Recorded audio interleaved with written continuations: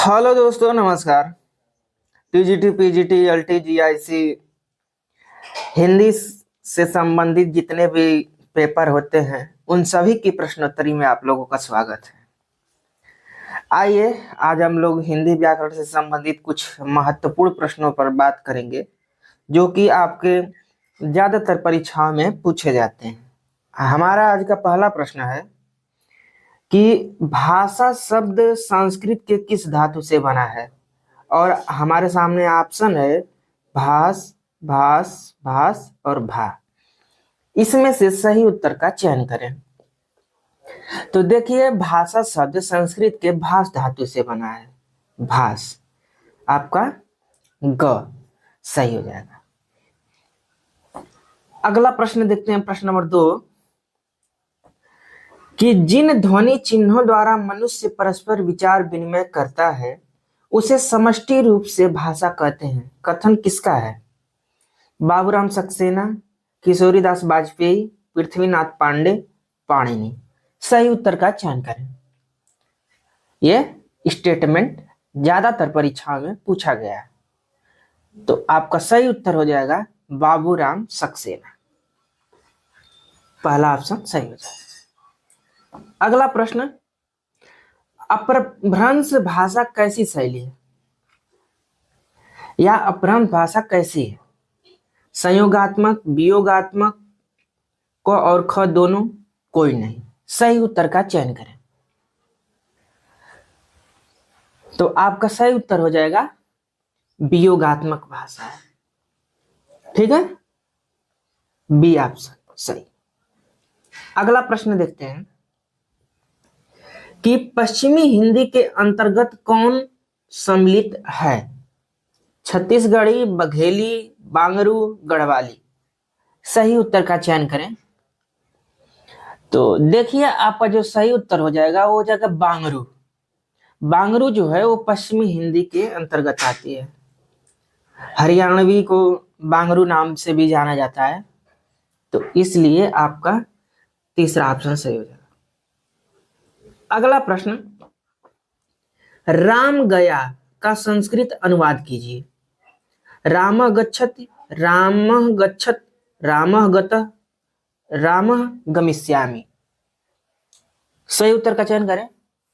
तो आपका सही उत्तर हो जाएगा रामः गतः। दोस्तों, ये प्रश्नोत्तरी वासुदेव नंदन की किताब से है, तो इसलिए ये ऑथेंटिक है। आप लोग इस पर पूर्ण भरोसा कर सकते हैं। कोई भी क्लेम होगा तो उसको आप लोग कमेंट सेशन में बताएं, उस पर बात किया जाएगा। प्रश्न नंबर 6 देखते हैं, मूर्धन्य वर्ण कौन है? ल, श, र, आय। बताइए। तो आपका सही उत्तर हो जाएगा र। र जो है वो मूर्धन्य वर्ण है। अगला प्रश्न, प्रश्न नंबर 7, एकाएक का संधि विच्छेद कीजिए। और आपके सामने ऑप्शन है 1+1, 1+क, 1+1, 1+1। आप बताइए इसमें से सही संधि विच्छेद कौन होगा? तो आपका सही उत्तर हो जाएगा 1+1 बराबर 1 का 1। ठीक है, अगला प्रश्न देखते हैं, प्रश्न नंबर 8,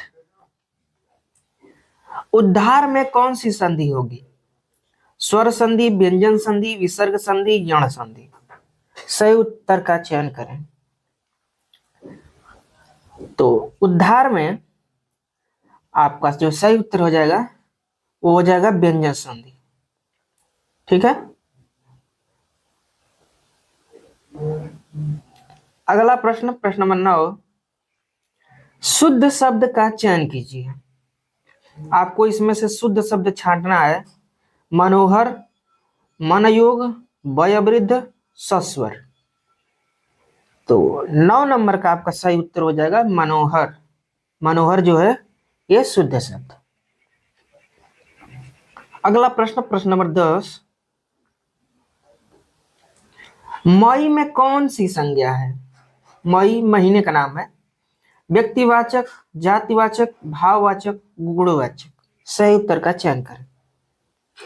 तो आपका सही उत्तर हो जाएगा व्यक्तिवाचक संज्ञा। मई में व्यक्तिवाचक।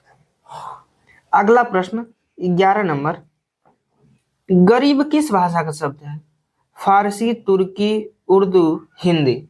सही उत्तर का चयन करें कि गरीब शब्द किस भाषा में या किस भाषा से लिया गया है। तो आपका सही उत्तर हो जाएगा उर्दू भाषा का शब्द है गरीब। अगला प्रश्न, हिंदी में सर्वनाम होते हैं, कितने सर्वनाम होते हैं? 11, 6, 3, 5। सही उत्तर का चयन करें। तो देखिए हिंदी में जो सर्वनाम होते हैं वो 11 होते हैं। ठीक है, मैं, वह, तुम, वे, इस तरह से। और जो सर्वनाम के भेद होते हैं वो 6 होते हैं। अगला प्रश्न 13 नंबर, ये बहुत ही महत्वपूर्ण प्रश्न है कि कमल किस प्रकार का शब्द है? ऋण, यौगिक, योग ऋण, कोई नहीं। सही उत्तर का चयन करें। तो देखिए जो कमल है वो रूढ़ शब्द है, बाकी जलज, पंकज, ये सब योग रूढ़ शब्द हैं। ठीक है, तो इसमें कोई कंफ्यूजन आपको नहीं होनी चाहिए। अगला प्रश्न देखते हैं 14 नंबर कि हिंदी में उपसर्गों की संख्या कितनी है? 19, 22, 10, 15। सही उत्तर का चयन करें कि हिंदी में उपसर्ग कितने हैं। आपका सही उत्तर हो जाएगा 10। ये वासुदेव नंदन की किताब का है और उसमें 10 दिया है। अगला प्रश्न, प्रश्न नंबर 15, बेकाम में कौन सा समास है? तत्पुरुष, कर्मधारय, अव्ययी भाव, द्वंद्व। सही उत्तर का चयन करें। तो 15 नंबर का जो आपका सही उत्तर हो जाएगा बेकाम, यानी कि अव्ययी भाव समास। तीसरा ऑप्शन सही हो जाएगा। अगला प्रश्न 16 नंबर कि निशिचर किसका पर्यायवाची है? कुबेर, रात्रि, असुर, गधा। तो 16 नंबर का आपका सही उत्तर हो जाएगा असुर। असुर जो है वो निशिचर का पर्यायवाची है। अगला प्रश्न 17 नंबर, एक शब्द में लिखें, ये जो दिया गया है स्टेटमेंट कि नियम के विरुद्ध काम करने पर भी घमंड करना, ये इसके लिए एक शब्द क्या होगा? बताइए। अभिमान, दर्प, घमंड, अहंकार। तो आपका जो सही उत्तर हो जाएगा वो हो जाएगा दर्प। जो नियम के विरुद्ध काम करे और उसके बाद भी घमंड हो वो दर्प हो जाएगा। अगला प्रश्न 18 नंबर, कलम तोड़ना मुहावरे का अर्थ होगा कलेजा ठंडा होना, बढ़िया लिखना, बांधा दूर होना, उगल देना। तो आपका सही उत्तर हो जाएगा बढ़िया लिखना। नहीं कहते हैं लोग कलम तोड़ के लिख रहे हैं। अगला प्रश्न 19 नंबर, भाव का जहां स्थायित्व हो उसे अस्थायी भाव कहते हैं, ये स्टेटमेंट किसका है?